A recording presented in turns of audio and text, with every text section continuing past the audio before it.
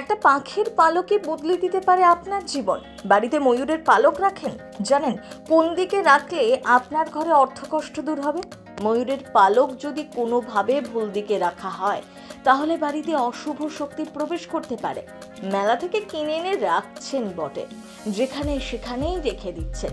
এই ভিডিওটা আগে দেখে জানুন ময়ূরের পালক কোন দিকে রাখলে আপনার ঘরে টাকা আসবে।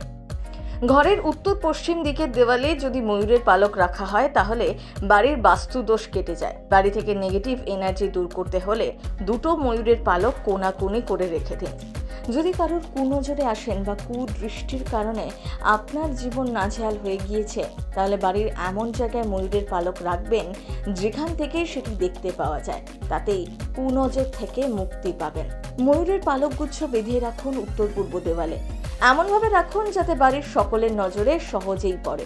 বাড়ি থেকে বাস্তুদোষ দূর করে সদর্থক বার্তা নিয়ে আসে এই টোটকা। বলা হয় বাড়ি থেকে কুপ্রভাব ও কুনজর দূর করে ময়ূরের পালকের এই গুণ।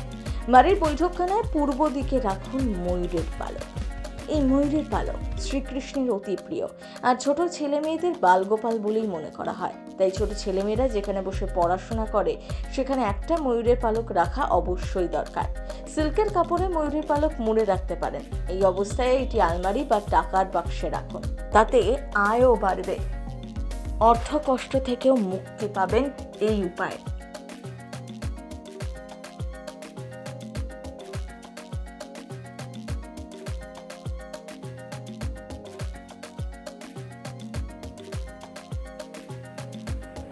দেবী লক্ষ্মীর পুজো স্থানে ময়ূরের পালক রাখতে পারেন, এতে দেবী খুশি হন। সেক্ষেত্রে সম্পদ বৃদ্ধির জন্য আশীর্বাদ করেন তিনি। অর্থাভাব কাটাতে এই কাজটি করতেই পারেন। ময়ূরের পালক দিয়ে পাখা তৈরি করে তা ঠাকুরের আসনে রেখে দিতে পারেন। প্রতিদিন পুজোর পরে এই পাখা দিয়ে ঠাকুরকে হাওয়া করুন। এর ফলে আপনার জীবনে কোনো কিছুরই অভাব থাকবে না।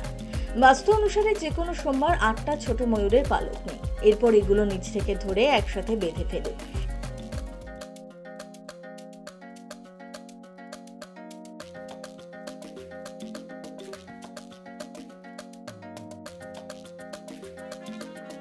এই পালকগুলো হাতে নিয়ে বলুন ওম নমঃ শিবায়। তারপর এই পালকগুলি বাড়ির উত্তর বা পূর্ব কোণে রেখে দিন। পালকগুলি এমনভাবে রাখুন যাতে বাইরে থেকে বাড়িতে কেউ এলে তারা এগুলো দেখতে পান। মনে রাখবেন ময়ূরের পালক যেন ভাঙা না থাকে, সে বিষয়ে খেয়াল রাখতে হবে। ময়ূরের পালককে কোনোভাবেই মাটিতে পড়তে দেওয়া যাবে না, বলছেন জ্যোতিষীদের একটা বড় অংশ। প্রথম বাংলা ব্যুরো।